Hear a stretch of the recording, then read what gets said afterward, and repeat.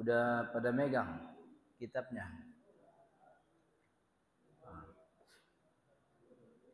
Mau dipoto? Udah.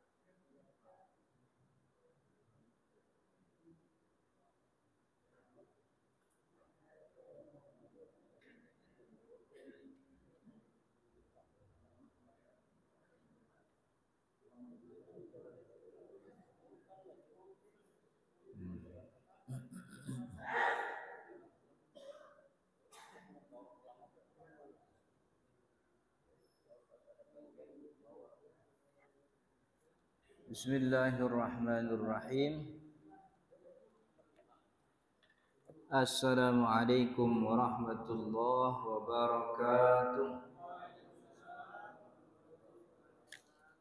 Alhamdulillahi rabbil alamin. Nahmaduhu wa nasta'inuhu wa nastaghfiruh.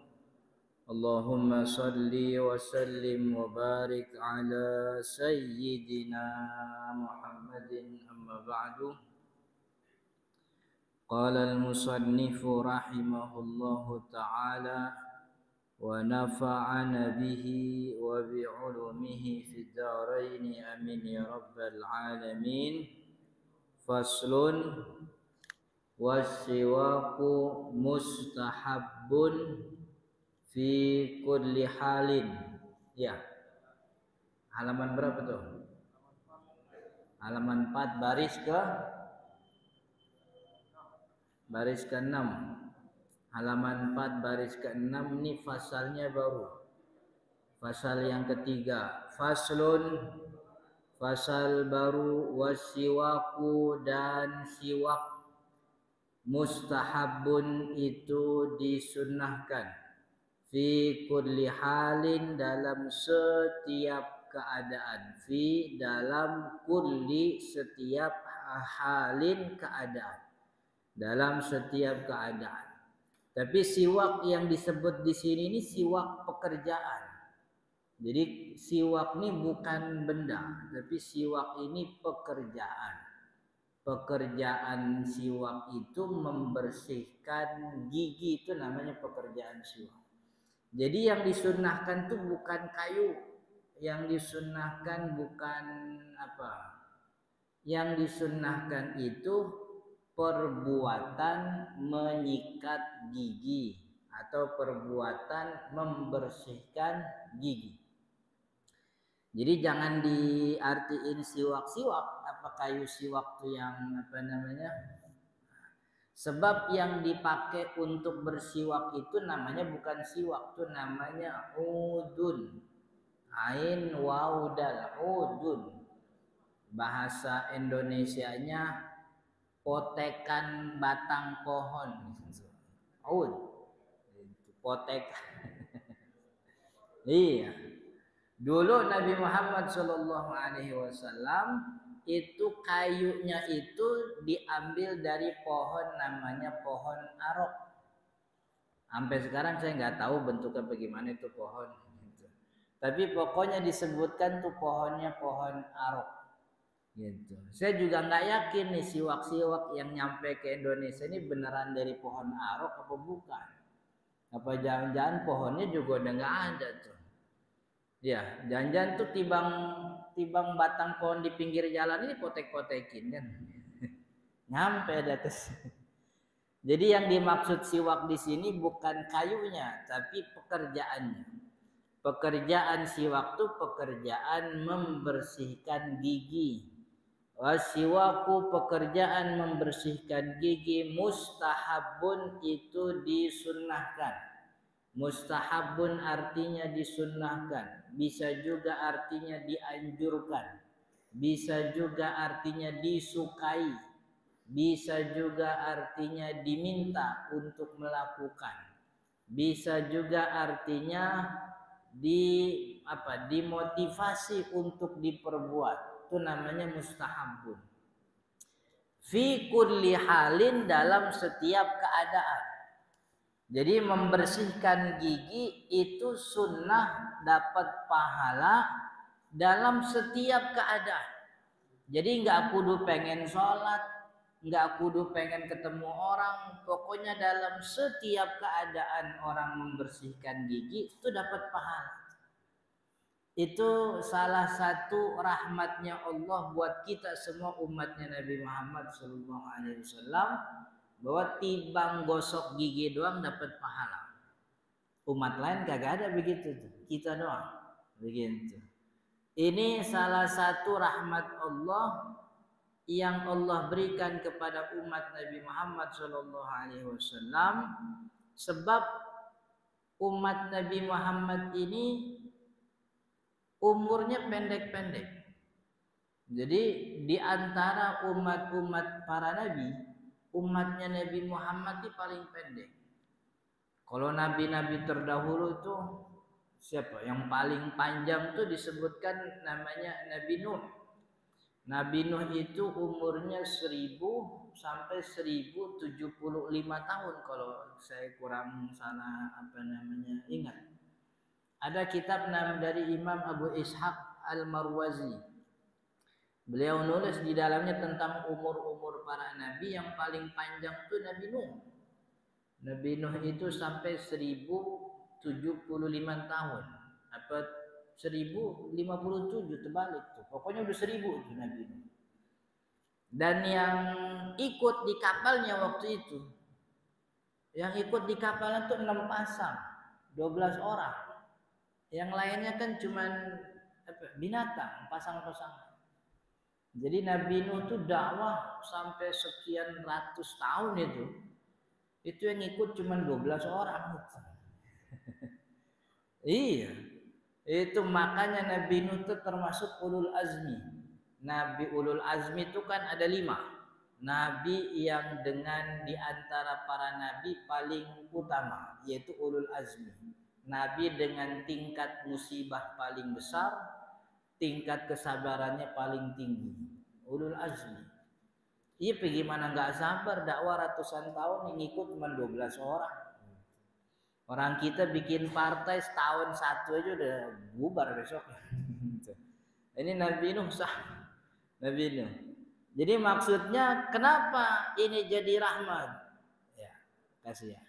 Sebab kita ini tidak diberikan umur panjang untuk bisa mengcover dosa-dosa kita. Kalau umat terdahulu umurnya panjang, ngikutin nabinya mirip-mirip. Jadi kalau umat Nabi Nuh tuh kira-kira begitu ya. Dia sebanyak 200 tahun kerjanya gosip, ngomongin orang. Dia masih punya 500 tahun lagi buat taubat tuh. Kalau umat Nabi Muhammad gak punya. Umat Nabi Muhammad pendek. Bahkan Nabi Muhammad sendiri yang bilang umur umatku antara 60 sampai 70. Kalau kita ngikutin Nabi wafat umur berapa tuh? 63. 63 itu hitungan hijriyah, itu hitungan qamariyah. Hitungan Masehinya kurang dari itu. Ada yang bilang hitungan Masehi itu 61 tahun sekian bulan. Jadi kalau sekarang 40 tahun, kita sekarang 40. Ya kira-kira 21 lagi dah gitu. Ngikutin Nabi. Kalau 50 berarti 11 tahun lagi. Yang kagak enak kalau udah 62 atau 60 tahun 11 bulan tuh repot itu. Sebulan lagi tuh kagak boleh ada pantangan tuh, kudu makan enak-enak, jalan-jalan. Sebulan lagi. Karena umurnya pendek, Allah ngasih pekerjaan-pekerjaan yang remeh, murah, gampang, kagak susah, enggak ribet tapi pahalanya banyak. Salah satunya ini. Tibang siwakan doang, sikat gigi doang dapat pahala. Umatnya Nabi Muhammad SAW. Kemarin ada yang namanya Lailatul Qadar kan ya, waktu Ramadan. Orang yang ibadah di malam Lailatul Qadar pahalanya 1000 bulan. 1000 tuh 83 tahun 4 bulan sekian hari. 83 tahun. Jangan untuk hidup 83. Hidup sampai entar malam nih jam 9 masih hidup apa kagak kita kagak tahu. Nggak ada yang jamin tuh. Tapi pahalanya Allah udah jamin. Pahala. Tadi kita sholat isya berjamaah. Kata Nabi Muhammad, orang yang sholat isya berjamaah maka pahalanya sama seperti beribadah setengah malam. Gitu. Orang yang ibadah sholat subuh berjamaah maka pahalanya sama seperti ibadah sepanjang malam. Jadi kalau isya berjamaah setengah malam, ini kita nih pulang. Karena kita udah sholat berjamaah isya, kita habis ini pulang nonton TV selonjoran. Kadang nonton TV-nya tibang pakai kolor doang kan ya. Itu hitungannya ibadah itu. Sebab tadi sholat isyanya berjamaah seperti orang yang beribadah setengah malam. Begitu. Itu salah satu rahmatnya Allah buat kita. Itu rahmatnya Allah buat kita. Ngasih banyak pahala. Umat Nabi Muhammad doang yang ibadah belum dikerjain tapi pahalanya udah dapat. Benar apa enggak? Nabi Muhammad yang bilang, orang kalau punya keinginan bahasanya tuh hamma. Man hamma bihasanatin, siapa yang berkeinginan berbuat kebaikan walam ya'malha tapi belum ngerjain kutibat lahu hasanah, dapat satu pahala. Hamma itu kalau dalam bahasa Arab itu hierarki keinginan paling rendah. Keinginan tuh kan ada levelnya. Ada orang pengen, misalnya orang pengen haji, orang pengen umroh, dia bikin tabungan.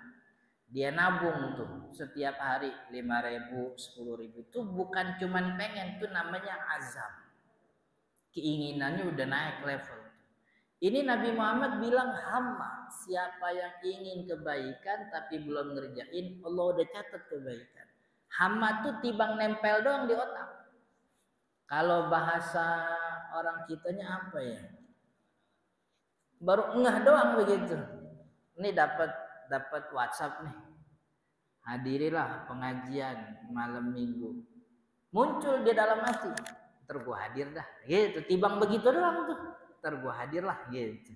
Urusan hari minggu ntar dia lupa lagi kagak jadi urusan. Pokoknya pas dia dapat, ntar gua pengen nih hadir sini. Gitu. Itu dapat itu pahala itu. Dapat pahala. Makanya ada namanya kitab Ar-Risalah Al-Mu'awanah. Itu karangan Habib Abdullah Al-Haddad, pengarang Rotib Al-Haddad tuh punya kitab tasawuf namanya Risalah Mu'awanah.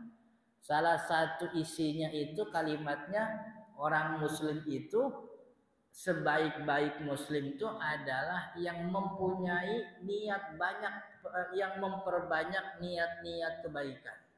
Aksiru minan nawaya shalihah. Perbanyaklah kalian semua niat-niat kebaikan. Jadi pengen kebaikan tuh kudu dibanyak. Ngelihat anak dibeliin donat pagi-pagi seneng. Nah, besok beli donat lagi dah. Dapat tuh pahala. Tujuannya nyenengin anak kan. Ngelihat bini dikasih hadiah emas, seneng gitu. Muncul ntar kalau punya duit gue beli emas lagi dah. Dapat tuh pahala. Gitu. Jadi pokoknya perbanyak niat-niat kebaikan. Gitu. Ini salah satu rahmatnya Allah sebab umur kita pendek. Maka karena umur ini pendek Allah kasih tuh. Jadi bahasanya gua kagak tega. Orang-orang dulu gua kasih umur panjang ibadahnya sesuai umur. Kalau lu kesian umur pendek-pendek. Kalau gua kagak kasih pahala gampang, dosanya nanti ngebadak begitu. Dosanya berjibuh gitu. Nggak bisa ketutupan. Maka dikasih tuh ibadah-ibadah yang gampang kan ya. Baca Quran satu huruf aja. Satu huruf pahalanya 10. Satu huruf bukan alif lam mim. Alif satu huruf, lam satu huruf, mim satu huruf. 30 udah begitu. Belum bismillahirrahmanirrahim. Udah berapa huruf itu? Iya. Alhamdulillah Al-Fatihah itu kata Syekh Nawawi Banten jumlah huruf dalam Al-Fatihah termasuk alif lamnya itu ada 158 huruf. Coba bayangin 158 kali 10 1850 pahala itu. tibang 2 menit kita baca Fatihah. Jadi makanya sayang kalau ada orang umur 40 hitungan baiknya masih belum nyampe begitu. 40 tahun udah dapat, tapi baik sama buruknya belum kena tuh. Buruknya sama baiknya masih sama. Bahkan kalau ada kitab-kitab tasawuf tuh menyebut ini katanya sih perkataan Sayyidina Anas bin Malik atau Sayyidina Ibnu Abbas. Orang yang sampai 40 tahun tapi kebaikannya belum bisa mengungguli kejahatannya, belum bisa mengungguli keburukannya, falyatajahaz badanahu 'alan nar. Kudu keker-kekerin badannya buat ntar masuk neraka. Gitu. Dikekerin badannya soalnya mau digebukin. Ini bukan berarti jadi ancaman. Wah, orang kalau 40 kagak bisa tobat. Cuman ini Sayyidina Anas ini pengen bilang, jadi umat muslim tuh pahala gampang. Tibang senyum doang berpahala. Tibang senyum aja. Kenal kagak, tibang senyum dapat pahala begitu. Iya. Maka itu ini rahmat Allah. Termasuk di dalam syariat Islam tuh yang namanya istinja. Tahu istinja? Cebok. Itu kan ibadah. Kata ulama istinja dari setiap buang hajat itu hukumnya wajib. Kalau wajib kan berarti dikerjain dapat pahala apa enggak? Dapat dikerjain dapat pahala, kalau kagak dikerjain malah dosa. Artinya setiap kita buang air cebok ada pahalanya. Maka kapan waktu kalau kita lagi kena mencret-mencret gitu.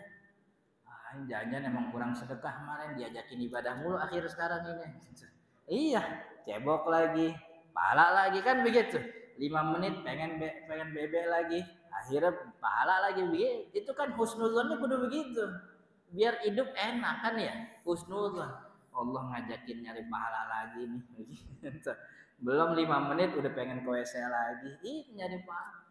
Jadi husnuzon, dan memang ini salah satu rahmat Allah ngasih kita pahala yang gampang. Termasuk siwak. Bahkan siwak sikat gigi ini bukan cuman bukan cuman soal ibadah. Orang tuh senang, artinya dia bisa menjaga kesehatan. Kesehatannya terjaga, dapat juga pahala. Yang kata Nabi Muhammad SAW, siwak itu matharatun lil fami, dia bisa mensucikan mulut, mardhatun lirabbi, dan dia bisa mendatangkan ridhonya Allah. Jadi siwak itu bisa mendatangkan ridho Allah. Sikat gigi itu mendatangkan siwak Allah. Fi kulli halin, dalam setiap keadaan. Kita baca lagi terusannya.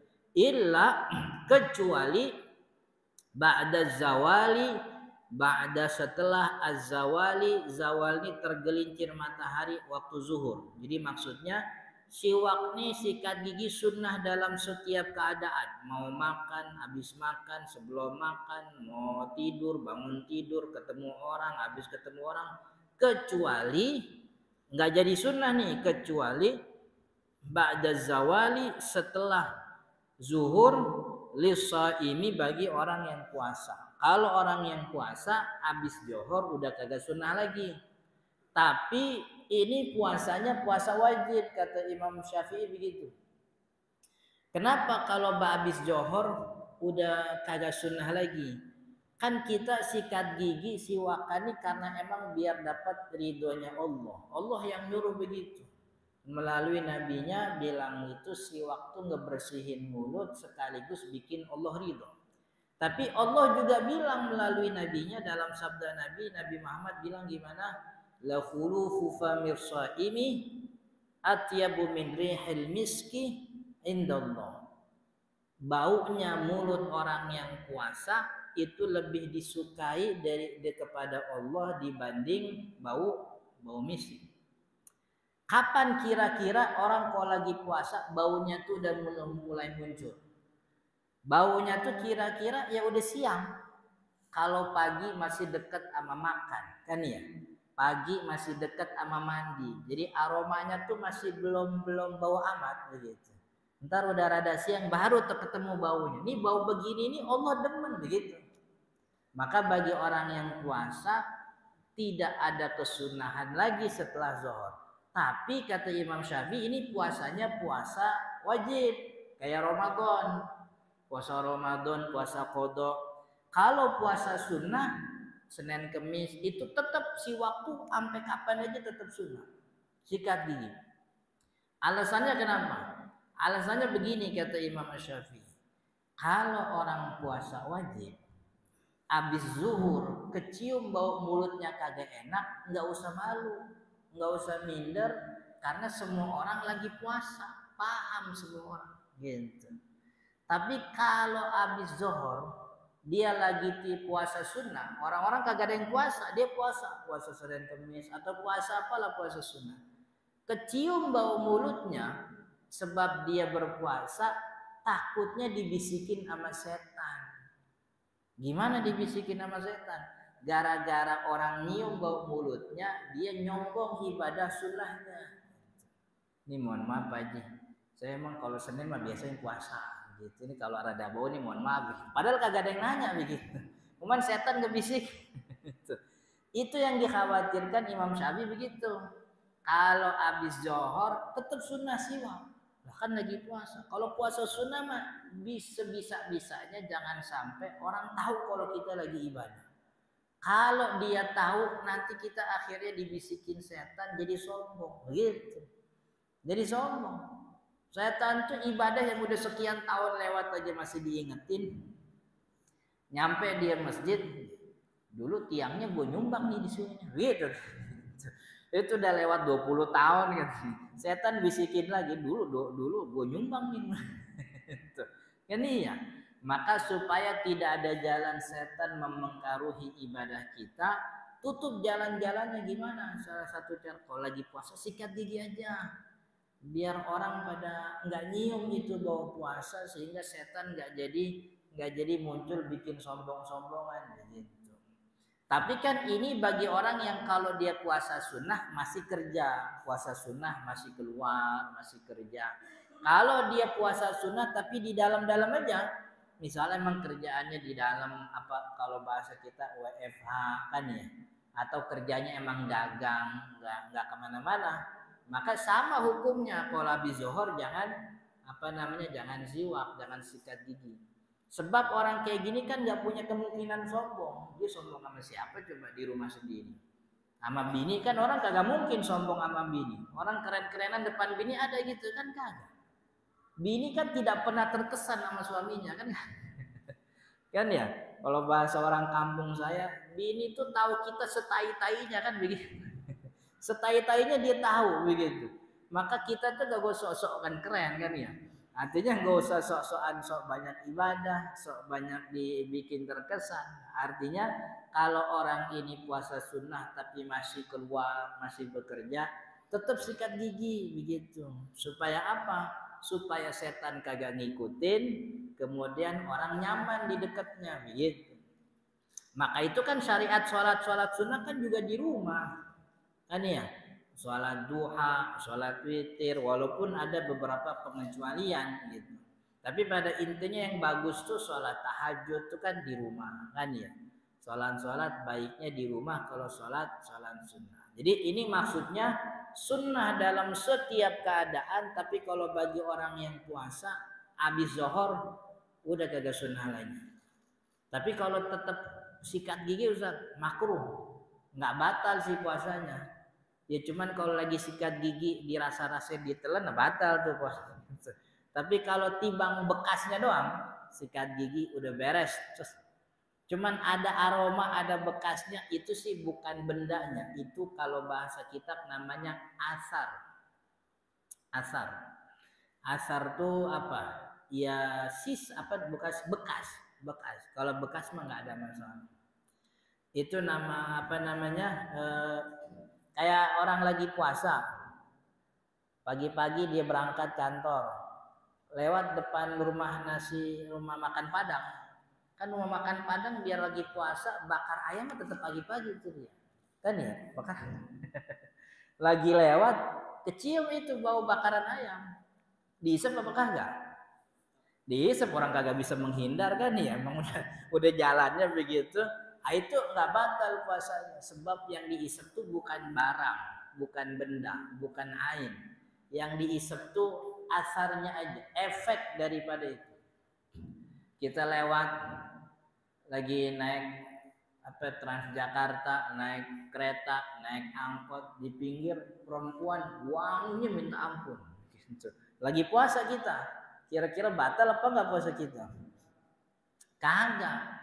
Itu yang kecium tuh yang masuk ke hidung bukan parfumnya, itu asap, efek dari parfumnya, gitu. Kecuali emang parfumnya kita telan tuh, kita minum tuh batal tuh puasanya. Jadi kalau orang yang puasa habis zuhur dia sikat gigi, makruh, puasanya nggak batal, cuman dimakruhkan. Kita terusin lagi, wa huwa fi salasati mawadhi'a, dan yang namanya siwak itu fi salasati, dalam 3 mawadhi'a kondisi, dalam 3 kondisi, asyaddu sangat istihbaban, sangat disukai, sangat diminta, sangat dianjurkan. Jadi dianjurkan dalam setiap keadaan, tapi kalau 3 ini banget sunnahnya, sunnah muakkadah. Di keadaan yang tidak 3 ini keadaannya sunnah, tapi kalau 3 ini sangat disunnahkan, sunnah muakkadah. Apa itu 3 keadaan tersebut? Yang pertama, inda taghayyuril fami min azmin wa ghairihi. Inda, ketika taghayyuril fami, berubah aroma mulut. Aroma fam itu mulut, aroma maksudnya area mulut ini berubah.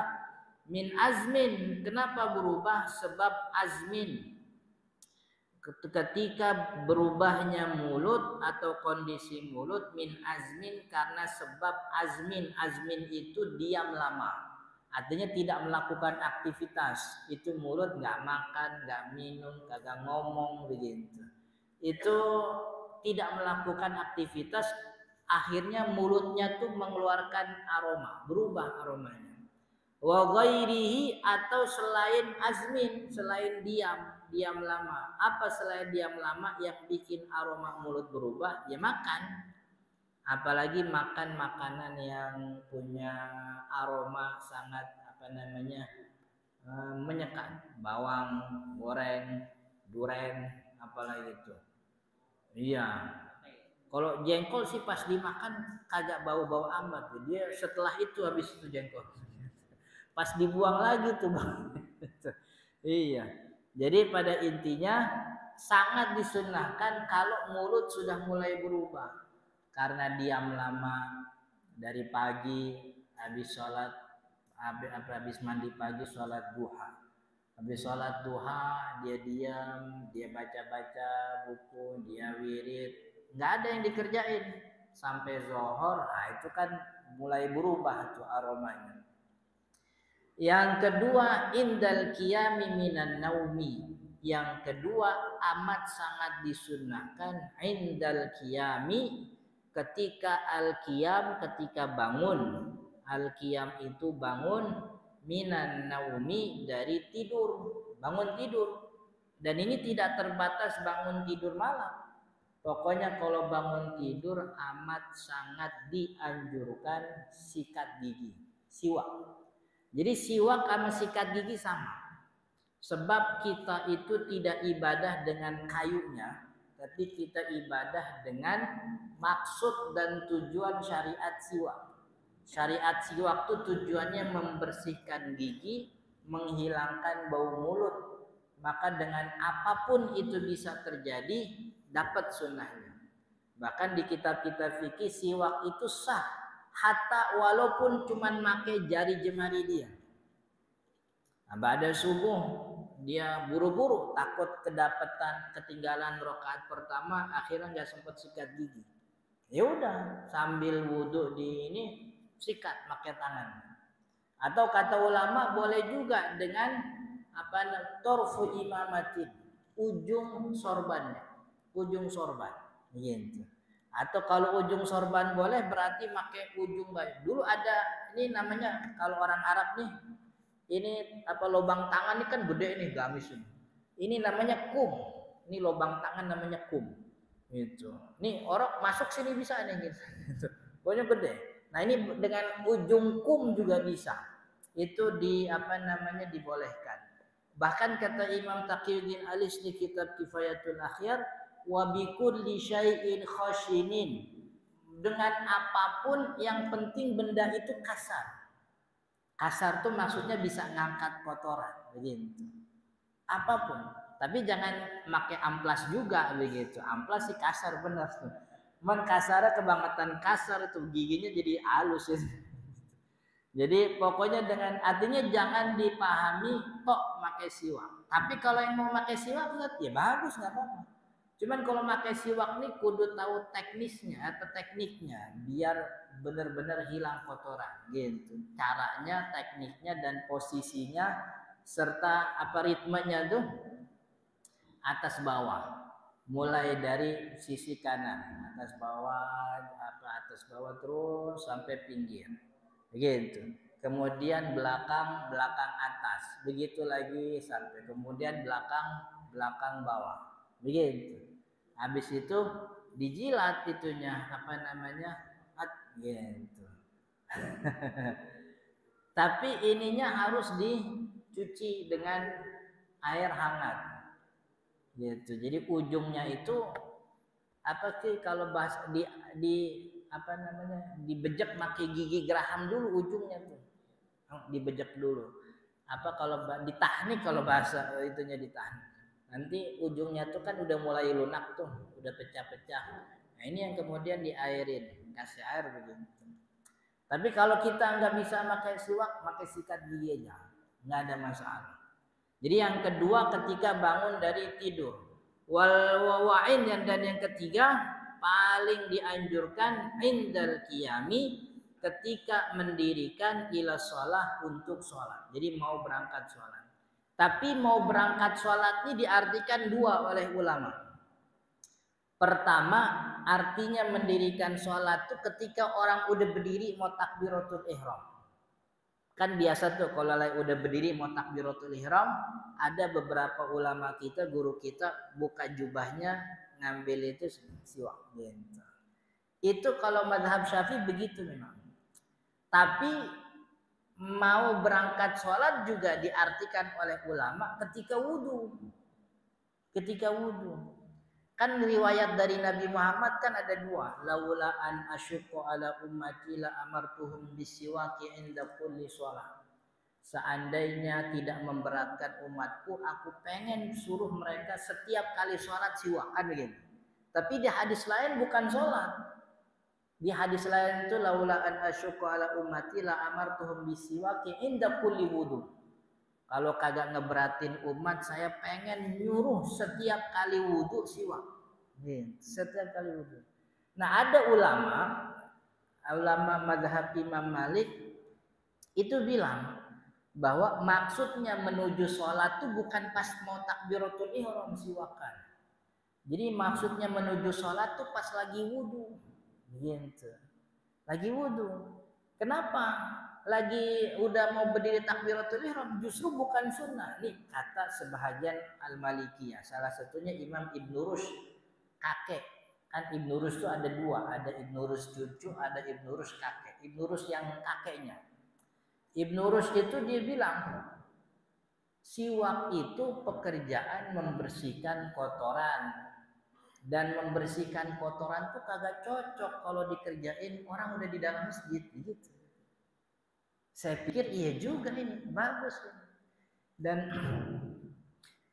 kita tidak hampir tidak pernah diomongin bahwa yang namanya wudhu itu salah satu sunnah wudhu kan siwak gitu. Jadi siwak tuh bukan cuma takbiratul menjelang takbiratul ihram tapi siwak juga ada di wudhu. Maka saya sih lebih bagus kalau orang dua-duanya waktu wudhu dia sikat gigi mau takbiratul ihram dia siwak. Akhirnya takbiratul ihram kalau dia mau takbiratul ihram dia siwak itu siwaknya secukupnya. Sebab kalau siwak benar-benar siwak itu aromanya keluar. Orang kagak enak, orang udah baris mau takbiratul ihram. Toto nyium bau kagak enak kan jadi kurang sopan itu namanya. Padahal siwak itu syariatnya untuk menyamankan orang di sekitar kita, kan ya? Gitu. Tapi kita harus husnudzon. Kalau melihat ada orang yang mau takbiratul ihram siwakan, husnudzonnya dia udah siwak waktu wudhu tadi, gitu. Jadi dia menjalankan dua sunnah. Sunnah wudhu siwakan, mau takbiratul ihram juga dia siwakan. Dua-duanya sunnah. Nah, bagi kita kalau bisa wudhunya pas siwakan. Jadi siwakannya pas wudhu. Supaya ketika takbiratul ihram udah nggak perlu lagi buka-buka mulut, gosok-gosok, kagak enak kelihatan orang kan begitu. Tapi kalau kita ngelihat ada orang begitu, kita mesti husnudzon. Dia ngejalanin sunnah dan kayaknya dia lagi wudhu tadi udah siwakan. Gitu. Jadi yang dilakukan ketika menjelang takbiratul ihram itu kira-kira cuman sebagai kalau bahasa kita syarat doang biar dapat sunnah.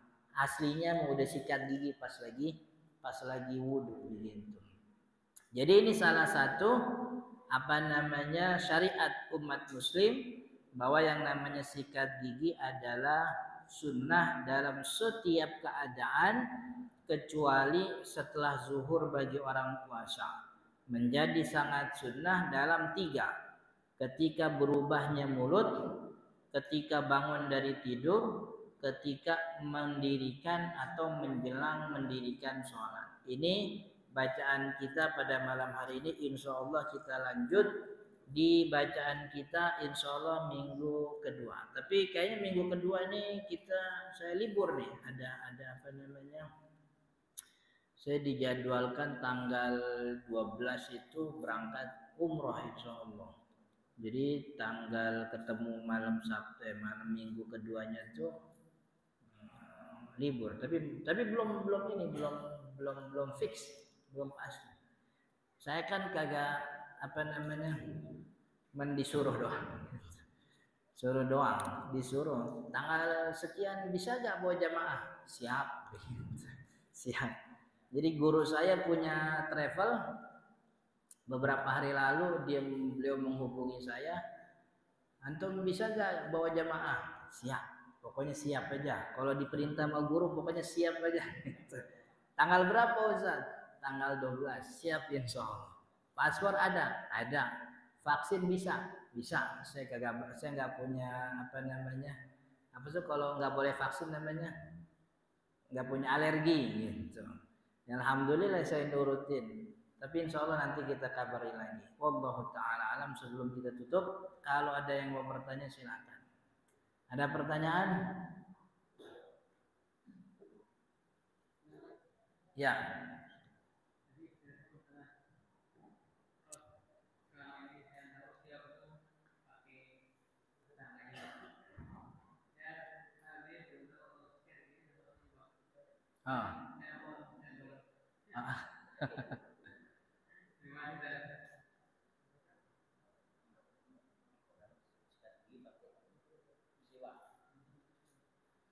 Iya, tadi bukan pertanyaan, itu testimoni.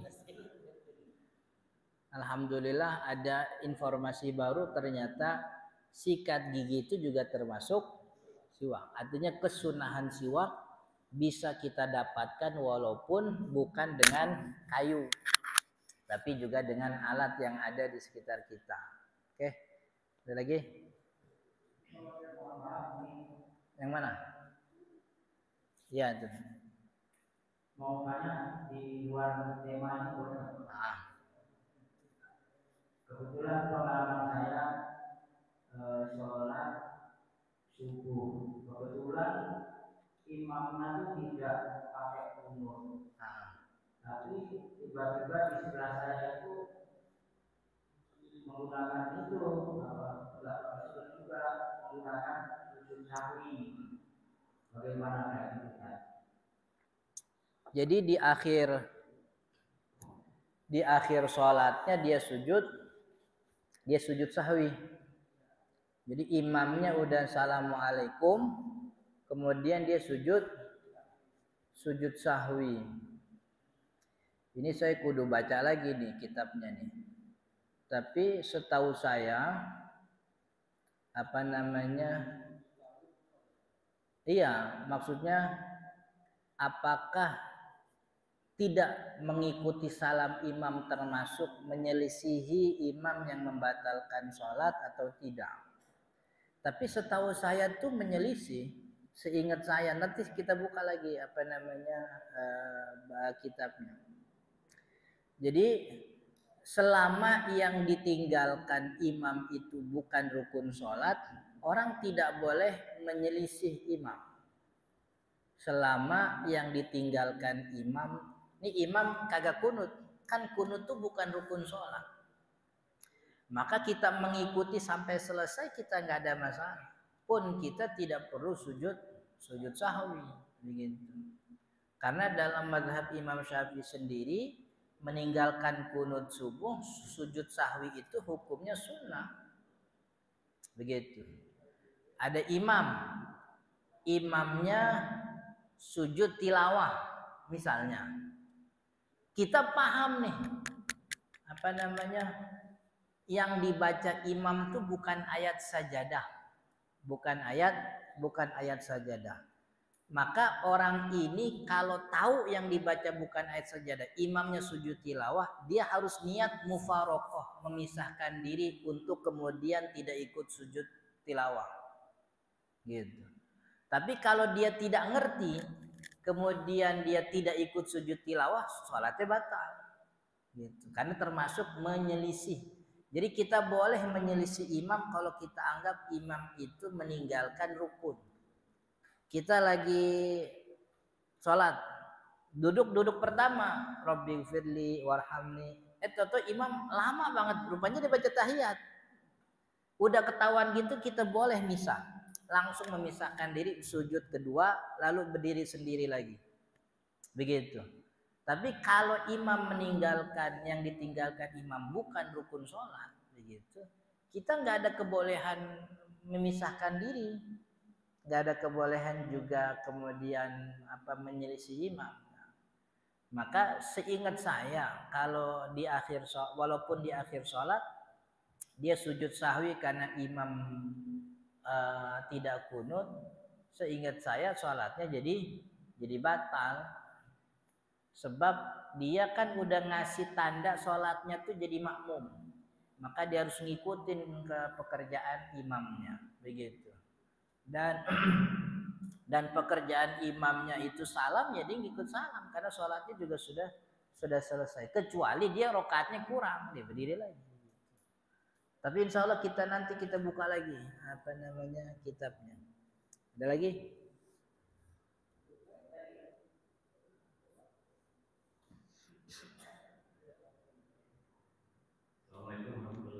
Assalamualaikum warahmatullahi wabarakatuh.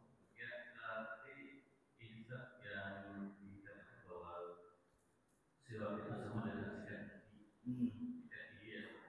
Jadi misalkan untuk yang puasa sunat gitu ya, kan itu sudah tadi dikatakan disunatkan untuk sikat gigi sebelum tidur.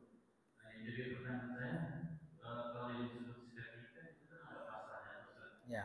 Nah itu kalau bagaimana kalau misalkan lagi puasa gitu ya, lagi sahur, itu entah itu ada terasa di lidah gitu, terus kemudian juga suka ada masih menguap di mulut gitu.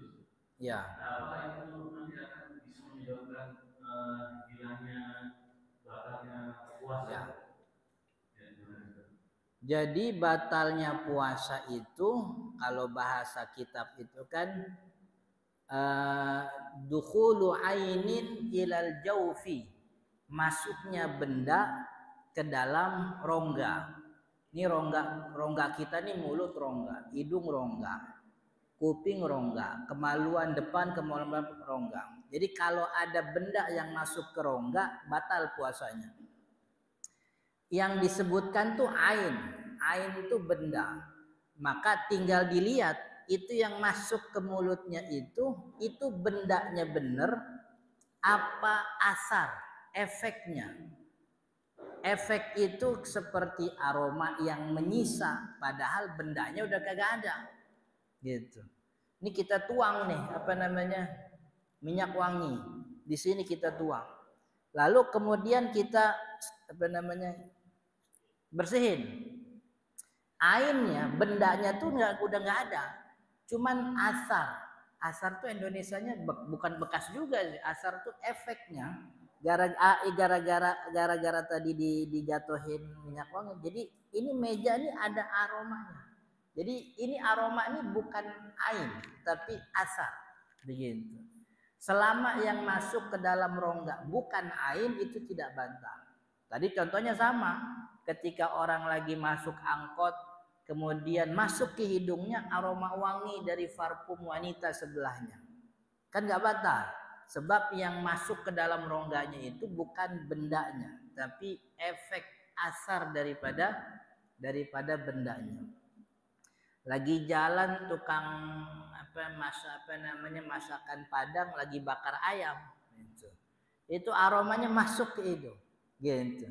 Sederhananya gini, kita masuk sama saja kalau kita masuk ke kamar mandi tapi bau jengkol, bau bau pipis, bau jengkol gitu. Kira-kira najis apa enggak tuh? Kamar mandi itu. Dilihat nya kagak ada. Air kencingnya kagak ada. Itu namanya asar. Asar itu bukan benda. Maka kalau bukan bendanya yang masuk itu tidak dikatakan batal puasanya. Sebagaimana juga najis. Najis itu kalau tidak ada bendanya, cuman asarnya doang itu tidak. Nah, maka ketika orang lagi sikat gigi, kemudian bersih dia sebagaimana umumnya orang sikat gigi bersihin, udah dikeluarin, tapi kemudian ada aroma, itu bukan benda, itu asarnya. Kecuali emang dia nyisain dikit tuh ditempelin di gigi ada odol gitu, buat dijilat. itu batal puasanya. Jadi selama selama yang masuk ke dalam rongga bukan ain, bukan bendanya, puasanya tidak batal, begitu. Oke? Ada lagi? Apa?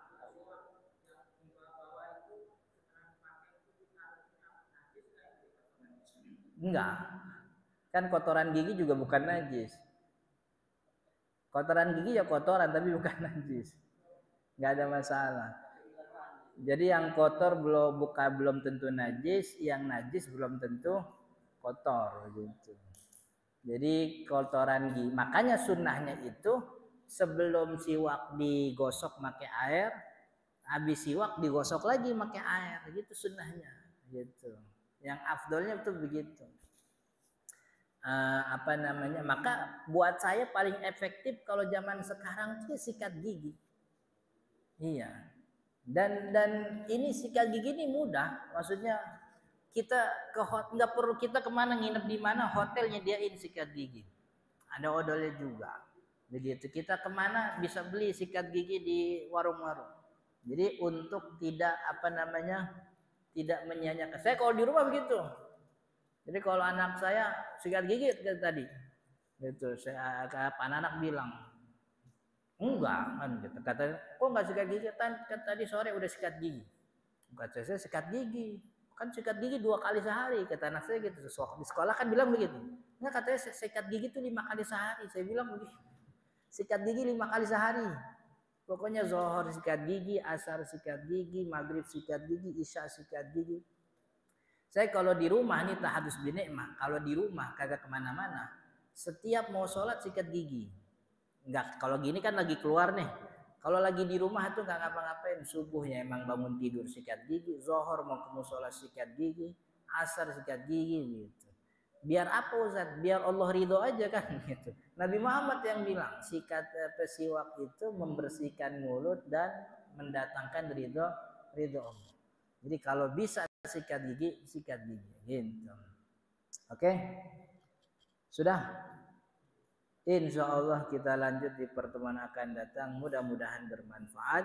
Subhanakallahumma wa bihamdika asyhadu an la ilaha illa anta astaghfiruka wa atubu ilaik. Assalamualaikum warahmatullahi wabarakatuh.